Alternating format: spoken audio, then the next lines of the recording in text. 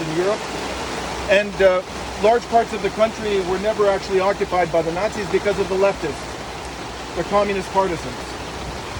And ultimately, they were the ones who were primarily the victors over the Nazi. It wasn't the Western powers. It was the communist partisans who drove the Nazis from Greece. They inflicted heavy casualties on them. They themselves suffered greatly. There were huge atrocities committed against civilians in revenge for the resistance of the communist partisans. And then when the Nazis fled Greece, the British and the Americans did a deal with Stalin. And what they decided was they were going to carve up the Balkans. And Stalin took what became Yugoslavia and Bulgaria, and they gave Greece over to the Americans and to the British. And this is after Greece had been occupied for 300 years by the Ottoman Empire.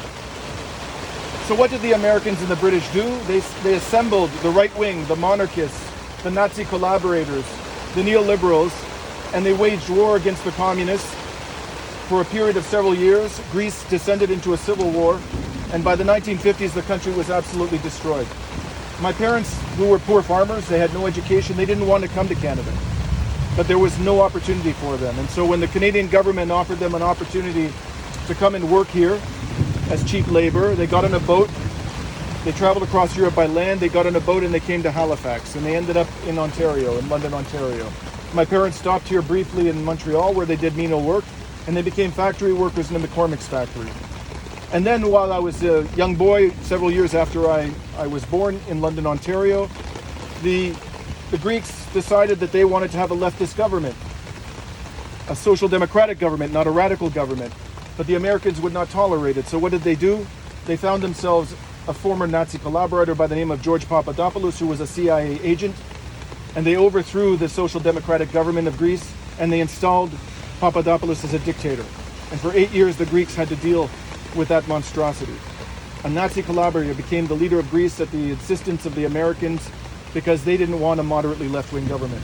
And then 20 years later, 30 years later, what happened when Greece was afflicted by the financial crisis? They decided that they were going to make Greece into a debt colony.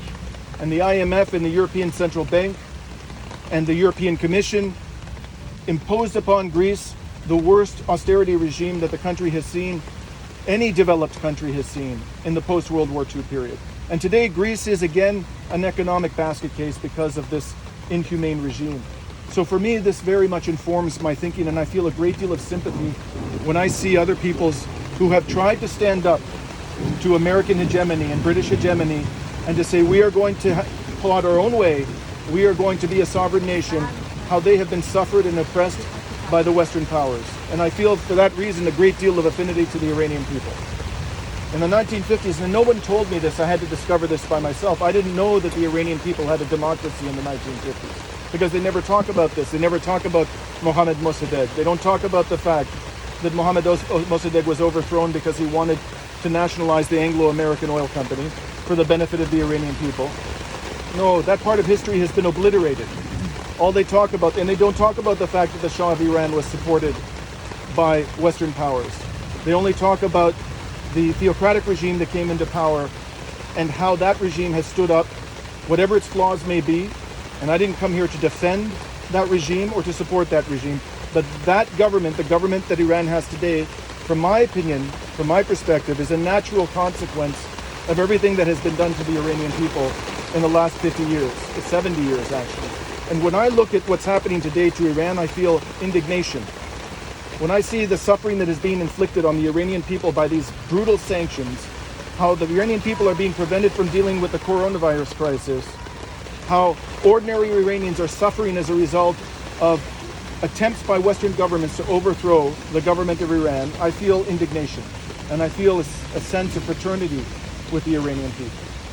And I'm not hesitant to say that. I don't care what the powers of the right are going to say against me. I've already been attacked for standing up for the Palestinian people. I've been viciously demonized by the pro-Israel lobby because of my defense of the Palestinian people.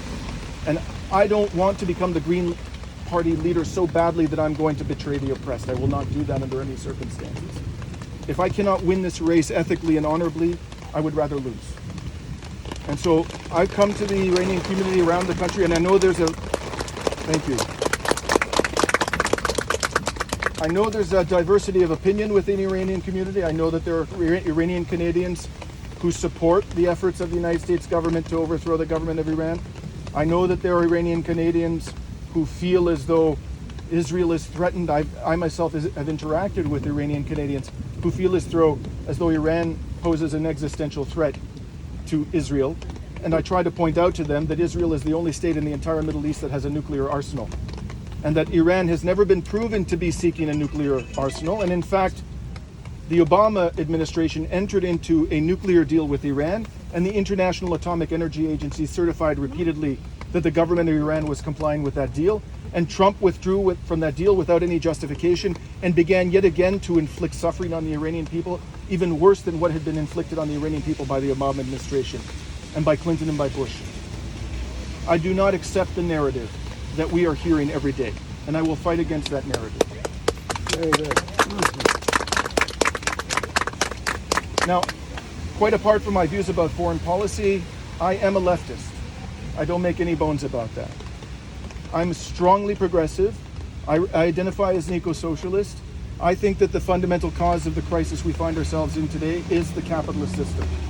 It is this economic system which is inhumane, which pits person against person, society against society, community against community, makes the brothers and sisters of this world enemies of each other, when in fact it is our human nature to be cooperative and to be collaborative and to prefer the public interest and the collective good over our individual enrichment.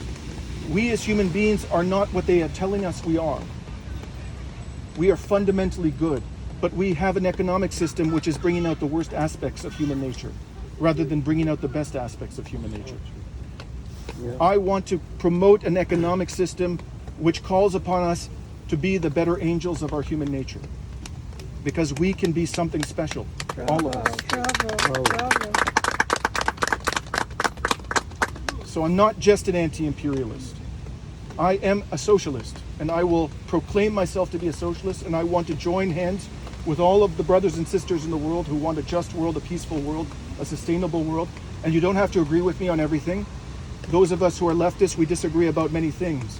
But one thing is for sure, we are all joined in our desire for a peaceful and just and compassionate world.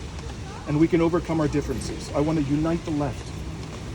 We must come together, whatever our differences may be. Otherwise, we cannot win this fight. So I've been, thank you. Very good. So I've been going around the country. I've been talking to many different communities. I have found some amazing support and affection from people within the Iranian-Canadian community. I have to thank Sam Nami, who has introduced me to so many. I was in an event in Vancouver. I'm sorry? Yeah, maybe people here don't know him. Oh, you don't know Sam Nami. So Sam came to me through a Palestinian Canadian who is a member of the Green Party, Christopher Zabaneh, and he said to me, you have to meet this young man, Sam Nami. He's done some work with the Liberal Party, but he's very supportive of your campaign. He's 22 years old. He's brilliant. He's humane. He's eloquent. And he has joined my campaign, and he has been, for 4 weeks, introducing me to people from the Iranian-Canadian community across the country. And I am amazed by what I have seen. You know, the richness of your community, I did not know.